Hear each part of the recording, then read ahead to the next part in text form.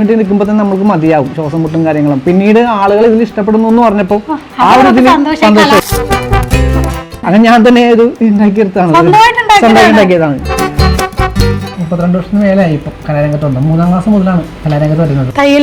ചവിട്ടി കിടക്കുന്നത് അതിന്റെ ശബ്ദം നമുക്ക് ഇതിൽ ചെയ്യാൻ പറ്റും. 50 പൈസ കവറിൽ നിന്ന് എന്ത് സൗണ്ടാ? മഴ മഴ മഴ.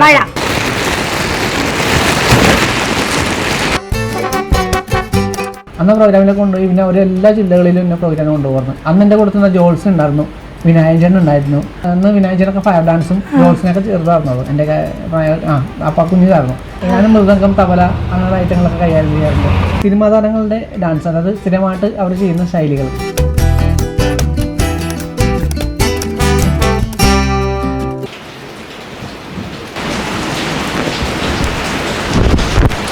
ആരാ? ജിമ്രൂട്ടൻ. ഞാനാ ജിമ്രൂട്ടാ. ജിമ്രൂട്ടന് ഭയങ്കര ഫാനാ. ആണോ? എന്നെ അറിയോ? കണ്ടിട്ടുണ്ടോ? അപ്പൊ ഇന്നത്തെ ഈ ക്യാരക്ടറിനെ ആർക്കും പ്രത്യേകിച്ച് പരിചയപ്പെടുത്തേണ്ട ആവശ്യമൊന്നുമില്ലല്ലോ. അപ്പൊ നമ്മുടെ സ്വന്തം ജിമ്രൂട്ടനാണ്. ഇവിടെ കേരളത്തില് വലിയവർക്കും കുട്ടികൾക്കൊക്കെ ഒരുപോലെ ഇഷ്ടമുള്ള ക്യാരക്ടറാണ്. ഈ ജിമ്രൂട്ടിനെ കാണാൻ വേണ്ടിട്ട് ഞാൻ തപ്പി പിടിച്ച് വന്നതാ മരട് വരെ. അതെ. അപ്പൊ നമ്മള് ജിമ്രൂട്ടിന്റെ വേഷവും ജിമ്രൂട്ടിന്റെ ശബ്ദമൊക്കെ കേട്ടിട്ടുണ്ട്. പക്ഷെ ജിമ്രൂട്ടിന്റെ ശരിക്കത്തെ ജിമ്രൂട്ടിനെ കാണാൻ എനിക്ക് നല്ല ആഗ്രഹമുണ്ട്. എനിക്ക് മാത്രല്ല നമ്മുടെ ഓഡിയൻസിനും ആഗ്രഹം ഉണ്ടാവും. അപ്പൊ ജിമ്രൂട്ടിനെ കാണിക്കോ? ശരിക്കത്തെ മുഖം കാണിക്കോ?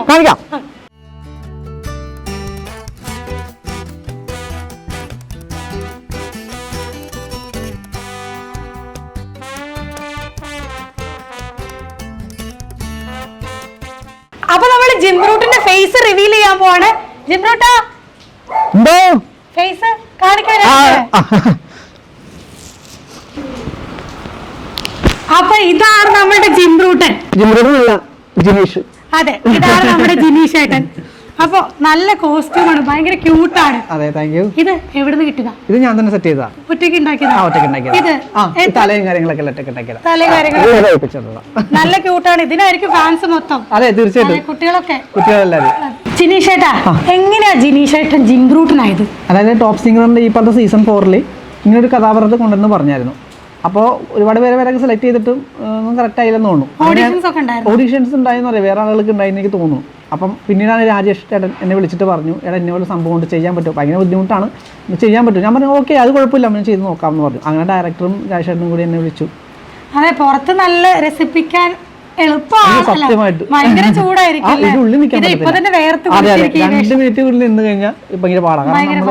ഒന്നും കേൾക്കാൻ പറ്റില്ല, ഒന്നും കാണാൻ പറ്റില്ല. എങ്ങനെയാ കാണുന്നത്? ബ്ലാക്ക് ആയിട്ടാണോ? അതെ, നമ്മൾ ഈ ഫ്രണ്ടിലെ കുറച്ച് ഭാഗങ്ങൾ മാത്രമേ കാണുള്ളൂ. ഈ രണ്ട് സൈഡും കൂടുതൽ സംസാരിക്കാറുണ്ടാവാം. അത് നമ്മള് ഫ്ലോർ ആകുമ്പോൾ അത്യാവശ്യം നല്ല വലിപ്പവും ഇതൊക്കെ ഉണ്ടാവില്ല. അപ്പൊ നമുക്ക് ഏകദേശം ഇവിടുന്ന് ഇത്തിരി നീങ്ങി കിട്ടി നമുക്ക് കാണാൻ പറ്റും. അപ്പൊ നമുക്ക് ആ ഒരു ഉദ്ദേശത്തിലാണ് നമ്മളത് ചെയ്യുന്നത്. പിന്നെ ലൈറ്റ് അടിക്കുമ്പോൾ കണ്ണിൽ വന്നു കഴിഞ്ഞാൽ നമ്മൾ ഇത് വന്ന് ഒട്ടും കാണാൻ പറ്റത്തില്ല. ഭയങ്കര ബുദ്ധിമുട്ടാണ്. അതെ അതെ അതെ, മക്കളെ രസിപ്പിക്കാൻ ഉറപ്പായിട്ടും. കാരണം എനിക്ക് ആദ്യം ഭയങ്കര ബുദ്ധിമുട്ടായിരുന്നു ഇത് കയറി നിൽക്കാനും വിളിക്കാൻ. 2 മിനിറ്റ് നിൽക്കുമ്പോൾ തന്നെ നമുക്ക് മതിയാവും ശ്വാസം മുട്ടും കാര്യങ്ങളും. പിന്നീട് ആളുകൾ ഇതിൽ ഇഷ്ടപ്പെടുന്നു എന്ന് പറഞ്ഞപ്പോൾ ആ ഒരു ഇതിൽ ആൾക്കാരുടെ ഇഷ്ടം. തീർച്ചയായിട്ടും. അപ്പൊ ഈ കോസ്റ്റ്യൂം എങ്ങനെ ഇങ്ങനെ ഒരു കോസ്റ്റ്യൂം സെലക്ട് ചെയ്തു? എവിടുന്ന് കിട്ടി ഈ കോസ്റ്റ്യൂം? ആദ്യം ഫ്ലവേഴ്സ് TV ആണ് നമുക്കിത് ചെയ്തു തന്നത്. പിന്നീട് ഇതിലേക്ക് ഇഷ്ടപ്പെട്ടപ്പോൾ ഒരുപാട് പേര് നമ്മൾ വിളിക്കാൻ തുടങ്ങിയായിരുന്നു. ഇങ്ങനെ ഇനോഗ്രേഷനും അങ്ങനെയുള്ള കാര്യങ്ങളൊക്കെ വേണ്ടിയിട്ടൊക്കെ, കുട്ടികൾക്ക് രസിക്കാൻ വരാമോ എന്നൊക്കെ ചോദിച്ചൊക്കെ. പിന്നീട് നമുക്ക് സാധനം ഉണ്ടാക്കിയെടുക്കണ്ടേ, അങ്ങനെ ഞാൻ തന്നെ ഇത് ഉണ്ടാക്കിയെടുത്താണ്, ഉണ്ടാക്കിയതാണ്. ഇതൊക്കെ മെറ്റീരിയൽസ് ഒക്കെ ഇത് തയ്പ്പിച്ചു. നല്ല വയറാണ്. പിന്നെ എങ്ങനെയാ ഈ ജിമ്രൂട്ടൻ എന്നുള്ള ഒരു പേരിലേക്ക് എത്തിയത്? കുറെ പേര് നോക്കിയാണ് ഇഷ്ടമാണ് ജിമ്രൂട്ടൻ എന്നുള്ള മുമ്പേ ഇവന് ഇഷ്ടപ്പെടുന്ന പേര് ആളുകൾ പറഞ്ഞ് നമുക്ക് ചെയ്യാമെന്ന് പറഞ്ഞു. പക്ഷെ സാറ് തന്നെ ഈ പേര് ജിമ്രൂട്ടൻ കണ്ടെത്തിയത്. ഈ വേഷം ഇടുമ്പോ കുട്ടികളൊക്കെ എന്താ അഭിപ്രായം? കുട്ടികൾ എന്താ പറയാ? കുട്ടികൾക്ക് ഭയങ്കര ഇഷ്ടമാണ്. കാരണം ഇത് ഇട്ട് കഴിഞ്ഞാൽ നമ്മൾ ഇത് എന്താ പറയാ, ഇത്ര ഒരു ആളുകളില്ല, കുഞ്ഞിനാളാണെന്ന് എനിക്ക് അറിയില്ല. അപ്പൊ ആ ഒരു ഇതിലാണ് നമ്മൾ ജിമ്രൂട്ടൻ എന്നുള്ള കുഞ്ഞിനാളാന്ന രീതിയിലാണ് എല്ലാവരും നമ്മളോട് പെരുമാറുന്നത്. ശരിക്കും ഒരു പാണ്ട അല്ലെങ്കിൽ ഒരു ടെഡിബെയർ നിൽക്കുന്ന കാര്യം തോന്നുള്ളൂ. അതെ, ഭയങ്കര ക്യൂട്ടാണ് ശരിക്കും. നേരിട്ട് കാണുമ്പോൾ ഈ ഓരോ എക്സ്പ്രഷൻസും അതൊക്കെ മനുഷ്യനാണ് ഉള്ളിൽ നിൽക്കുന്നത് അറിയില്ല, അതുപോലെ തോന്നാം. അപ്പൊ ജിനീഷേട്ടന് ഈ ജിമ്രൂട്ടൻ മാത്രമല്ല വേറെ കുറെ കാര്യങ്ങള് ഞങ്ങൾക്ക് കാണിച്ചു തരാനുണ്ട്. അപ്പൊ ഈ കോസ്റ്റ്യൂം എന്തായാലും ഇപ്പൊ ചേഞ്ച് ചെയ്യാം, ഭയങ്കര ചൂടാണ്. കൂടുതൽ വിശേഷങ്ങൾ അറിയാം. അപ്പോൾ ചേട്ടന് ജിംറൂട്ടൻ എന്ന് പറയുന്നൊരു ക്യാരക്ടറിലൂടെയാണ് ഇപ്പം എല്ലാവരും അറിയപ്പെടാൻ തുടങ്ങിയത്. അപ്പോൾ ഇതിന് മുൻപ് ഒരുപാട് വർഷങ്ങൾക്ക് മുൻപേ കലാരംഗത്തേക്ക് വന്നിട്ടുണ്ട്. അപ്പോൾ ചേട്ടൻ്റെ വർക്കുകൾ എന്തൊക്കെയാണ്, ചേട്ടൻ എന്തൊക്കെയാണ് ചെയ്യുക, എങ്ങനെയാണ് ഈ കലാരംഗത്തേക്ക് വന്നത്? അതായത് ഞാൻ ഒരു 10-32 വർഷമായി, ഇപ്പം മൊത്തം 32 വർഷത്തിന് മേലായി ഇപ്പം കലാരംഗത്ത് വന്നത്. 3ാം ക്ലാസ് മുതലാണ് കലാരംഗത്ത് വരുന്നത്. 3ാം ക്ലാസ് മുതൽ കലാരംഗത്ത്. അന്ന് എന്ത് ചെയ്യായിരുന്നു? അന്ന് ഡാൻസ് ഞാനൊന്നും പഠിച്ചിട്ടില്ല. ഞാനിങ്ങനെ അവിടെ നിന്നും കണ്ട് അങ്ങനെയൊക്കെയാണ് ഇതെല്ലാം നമ്മളെ മനസ്സിലാക്കി ആക്കിയത്. വീടിൻ്റെ അടുത്തൊരു അമ്പലമുണ്ട് ഇഞ്ചക്ഷേത്രത്തിൽ, അവിടെ അത് ഡാൻസ് ചെയ്തായിരുന്നു. മുക്കാലാന്നുള്ളൊരു പാട്ടായിരുന്നു. ആ ഡാൻസ് ചെയ്തതിന് ശേഷമാണ് അവിടെ അന്ന് തിളങ്ങിയ സ്റ്റാർസ് കൊച്ചി എന്ന് പറഞ്ഞിട്ട് മിമിക്രി ഒരു ട്രൂപ്പ് ഉണ്ടായിരുന്നു. നാടകവും എല്ലാം മിക്സ്ഡാണ്. അതിൽ മെയിൻ ആളെന്ന് പറഞ്ഞാൽ എല്ലാവർക്കും അറിയാൻ പറ്റും, പുള്ളിയുടെ പേര് പറഞ്ഞാൽ അലക്സ് മുല്ലാപ്പറമ്പൻ. അദ്ദേഹമാണ് അവിടുത്തെ മാനേജറും എല്ലാം.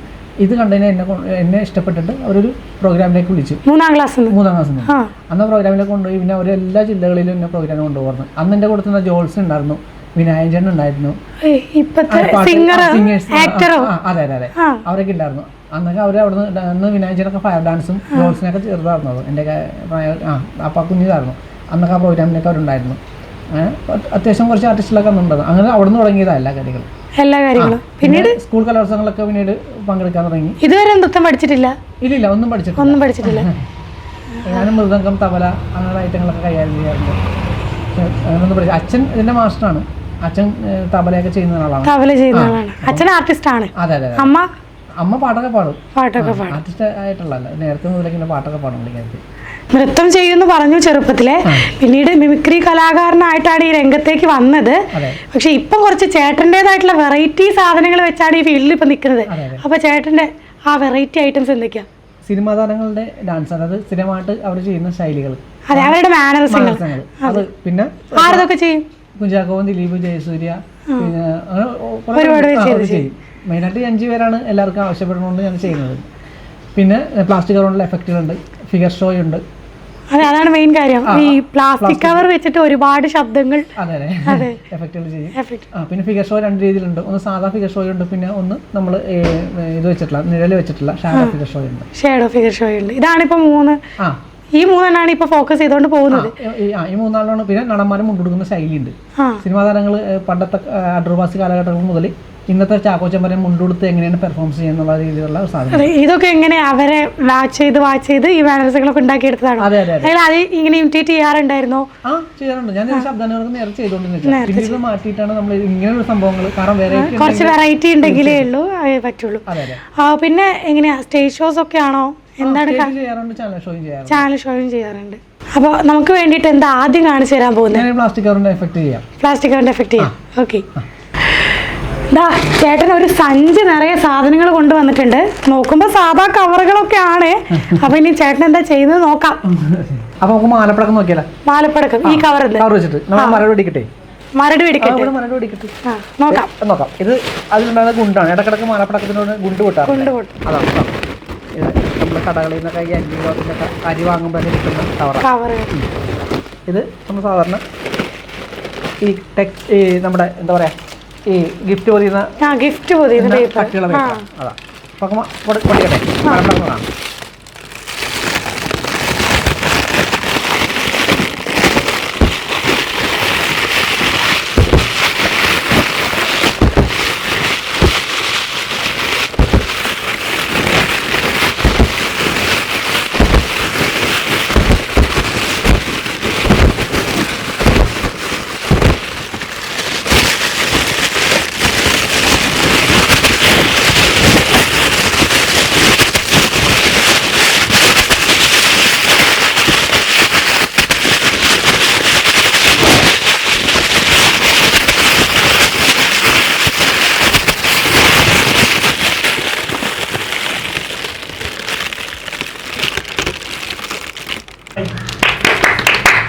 ചേട്ടൻ ശരിക്കും വിളിച്ച് ഒരു കറക്റ്റ് നമ്മളൊരു വെടിക്കെട്ട് കേട്ട പോലെ തന്നെ ആ ഒരു ഫീല് കിട്ടുന്നുണ്ട്. ഇനി അടുത്തത് പൊട്ടുപൊടിയുടെ കവർ വെച്ചിട്ട് എന്താ കാണിക്കാൻ പോകുന്നത്? ഇത് നമ്മള് പഴയ കാലത്ത് തയ്യൽ മെഷീൻ അല്ലേ? തയ്യൽ മെഷീൻ ചവിട്ടി കറക്കുന്നേ.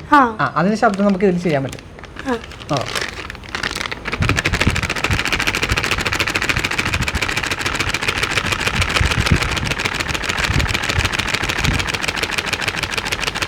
ആർട്ടിസ്റ്റുകളാണ് എല്ലാം ചെയ്യണം. അങ്ങനെ ചെന്ന് കഴിഞ്ഞപ്പോൾ ഇത് നല്ലൊരു വൻ വിജയത്തിലേക്കായി. ഒരുപാട് ക്യാൻസൽ ഉണ്ട്. അയ്യോ ശരിക്കും ആ സൗണ്ട് നമ്മൾ നേരിട്ട് കാണുമ്പോൾ ചിലപ്പോൾ മനസ്സിലാവില്ല. പക്ഷെ നമ്മൾ കണ്ണടച്ച് കേൾക്കുകയാണെങ്കിൽ ആ തയ്യൽ മിഷന്റെ സൗണ്ട് പോലെ തന്നെ ഉണ്ട്. അല്ല, ഇത് നമ്മളിപ്പോ ഡെയിലി കവർ വെച്ചിട്ട് നമ്മളെല്ലാരും ചെയ്യുന്നതായിരിക്കും. ചേട്ടൻ ഇങ്ങനെ ഇതിൽ ഇങ്ങനെ സൗണ്ട് ഉണ്ട് മനസ്സിലാക്കിയെടുത്തേ. അതായത് നമ്മളിപ്പോ ഒരു സംഭവങ്ങൾ ഞാൻ എടുത്തു കഴിഞ്ഞിട്ട് ഇത് നോക്കും, ഇതിനകത്ത് വല്ല ശബ്ദങ്ങൾ വേറെ അടങ്ങിയിട്ടുണ്ടോന്ന്. ആദ്യമായിട്ട് എപ്പോഴാ? അതായത് സ്കൂളിൽ പണ്ട് കാലങ്ങളിൽ ഞാൻ ചെയ്യാറുണ്ടായിരുന്നു.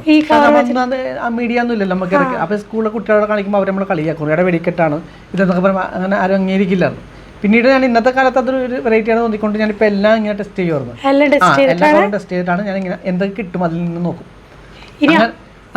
ഇനി അടുത്ത നമുക്ക് ഇതുവരെ വെച്ചിട്ട് നമുക്ക് ആപ്പയോട്ടോ ഇല്ല, ആപ്പയോട്ട പോകുന്ന ഒരു ശബ്ദം, അത് കുറച്ച് ഫാസ്റ്റ് പോകുമ്പോൾ അടിച്ചടിച്ചടിച്ചടിച്ച് ഒരു ശബ്ദമുണ്ട്. അത് നമുക്ക് അത് ഈ പുട്ടുപൊടിയുടെ കവർ വെച്ചിട്ടാണ് ചെയ്യുന്നത്. അതെ അതെ നോക്കാം. തണുത്തോണ്ട്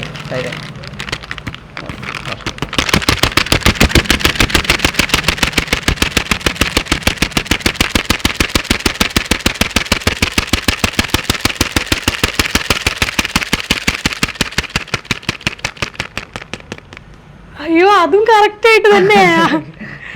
അപ്പൊ ആ പോട്ടോയുടെ സൗണ്ടും നമ്മൾ ഈ പുട്ടുപൊടിന്റെ കവറിന്ന് കേട്ടു. ഇനി അടുത്തത് എന്താ? പല രീതിയിലുള്ള പുട്ടിന്റെ കവർ ഉണ്ടല്ലോ. അത് ഞാൻ നേരത്തെ പറഞ്ഞ പോലെ ചിലപ്പോൾ കനം കുറവായിരിക്കും, അങ്ങനെയൊക്കെയുള്ള. ഇപ്പൊ ഇത് കട്ടി കൂടിയത് തന്നെയുള്ള ചില പുട്ടുപൊടിയുടെ കവറുണ്ട്. അതിൻ്റെ ഉള്ളിൽ നമ്മൾ ചെറിയ കടുകൾ ഉണ്ടല്ലോ വീട്ടിൽ വാങ്ങുന്നത്, ആ കടുക് അതിൻ്റെ ഉള്ളിലേക്ക് ഇട്ട് കഴിഞ്ഞ് നമ്മുടെ ഈ മെഷീൻ ഗണ്ണ് വറക്കുന്ന ശബ്ദമുണ്ട് യുദ്ധത്തിനൊക്കെ പോകുമ്പോൾ, അത് ഇതിൽ നമുക്ക് കേൾപ്പിക്കാൻ പറ്റും.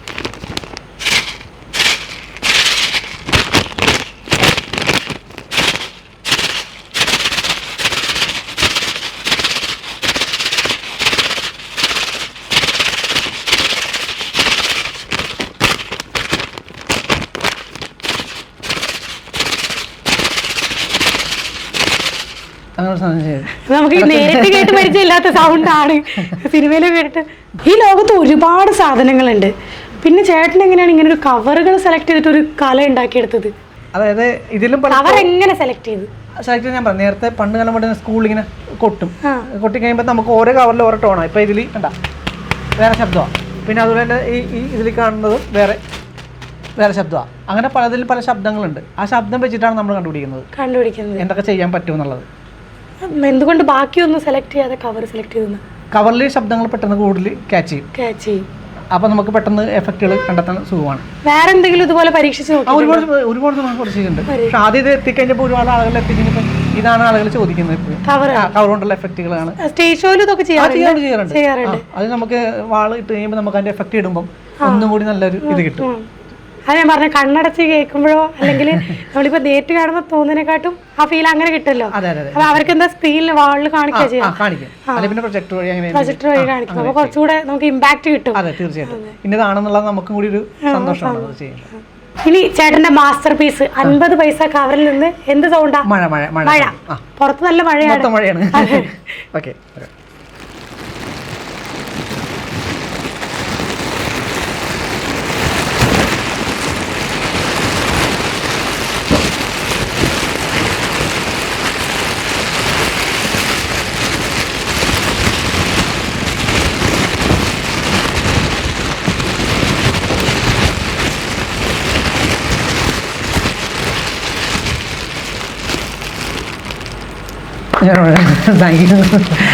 അപ്പൊ മഴ മാത്രമാണോ? ഇടിയും മിന്നലൊക്കെ ഉണ്ട്. അത് ഈ കവർ വെച്ചിട്ട് തന്നെയാണോ? അല്ലല്ല, ശരിക്കും ഞാനത് A4 പേപ്പറിലാണ് ചെയ്യുന്നത്. A4 പേപ്പറിൽ സാധാരണ എല്ലാവരും ചെയ്യുന്നത് ഇതിലേക്കല്ലേ ചെയ്യുന്നത്. നമ്മള് നിങ്ങള് A4 പേപ്പർ വെച്ചിട്ടാണ് ഇടിമിന്നൽ ചെയ്യാറ്. ഇത് ഒരേ സമയം ചെയ്യാൻ പറ്റും? മഴ ഇടി ചെയ്യാൻ പറ്റും. അപ്പൊ ചേട്ടൻ ആദ്യമായിട്ട് ഈ സൗണ്ട് ചെറുപ്പത്തില് പറഞ്ഞു.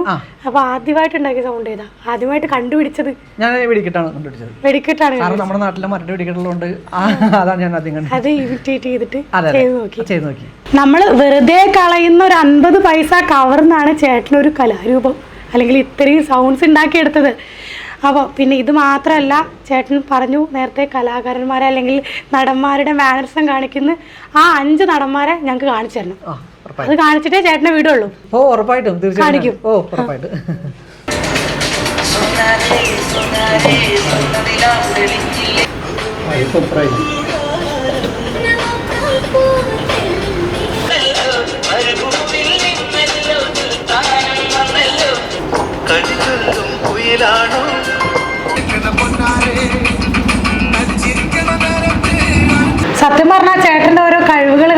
വീട്ടുകാരെ കുറിച്ച് കുടുംബത്തെ കുറിച്ച് ചോദിക്കാൻ വിട്ടുപോയി.